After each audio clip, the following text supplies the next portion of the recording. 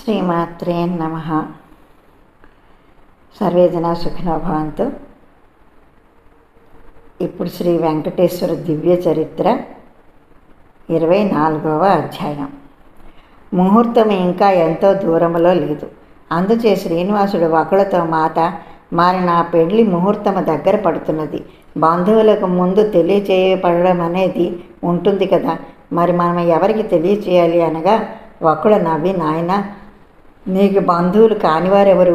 14 లోకములలో ఉండే 50 మంది కూడా నీ బంధువులే కదా, అందుచేత సర్వలోకాల వారిని రప్పించుము అన్నది. మాతృవాక్య పరిపాలకుడైన శ్రీనివాసుడు సరేనని వారు వీరు అనే తేడాలు లేకుండా సర్వలోకాల వారికి శుభలేఖలు రాశాడు. తనకు నమ్మిన బంటు ఆత్మీయుడు అయిన గరుత్మంతుని తలుచుకున్నాడు. తక్షణమే వచ్చి వాలాడు తార్యుడు. ఏమి ఆజ్ఞ అన్నాడు గరుత్మంతుడు. నీవు వెంటనే వెళ్ళి నా వివాహానికి సంబంధించిన ఈ శుభలేఖలన్నీ లోకాలకి కూడా అందచేయాలి అని చెప్పాడు. గరుత్మంతుడు ఆనందంతో ఎగిరిపోయాడు. ఎవరి శుభలేఖలు వారికి జాగ్రత్తగా అందించాడు.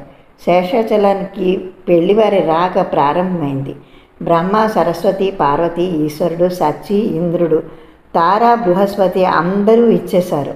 యముడు, వాయువు, వరుణుడు, సూర్యుడు, చంద్రుడు, కుబేరుడు వారి వారి భార్య పరివారాల సహితముగా వచ్చారు. సంగీత శాస్త్ర ప్రవీణులైన నారద తుంబురులు, మహామునులు అయిన వశిష్ఠుడు, అత్రి, భరద్వాజుడు, జమదగ్ని, గౌతముడు, భృగువు మొదలగు మహాజ్ఞానులందరూ వారి వారి శిష్య సమూహములతో వచ్చారు. వందలు వేలు కాదు, లక్షల మంది బ్రాహ్మణోత్తములు ఆగమించారు శేషాచలానికి. అందాల రాసులు, రంభ, ఊర్వశి, మేనక, తిలోత్తమ మొదలైన దేవకాంతులు వచ్చారు. గరుడ, గంధర్వ, యక్ష, కిన్నర, కిం పురుషాదులైన సర్వలోక వాసులను చక్కగా అలంకరించుకుని శేషాచలానికి వచ్చారు. వారికి ఏర్పరిచిన విడుదల్లో వచ్చిన వారు ఉన్నారు. శ్రీనివాసుని వివాహ విషయంలో అందరూ తలా ఒక విధముగా సహకరించారు. అగ్నిదేవుడు వచ్చిన వారందరికీ దివ్యమైన భోజనాలు పెట్టారు. కుబేరుడు బట్టలు, నగలు పెట్టాడు.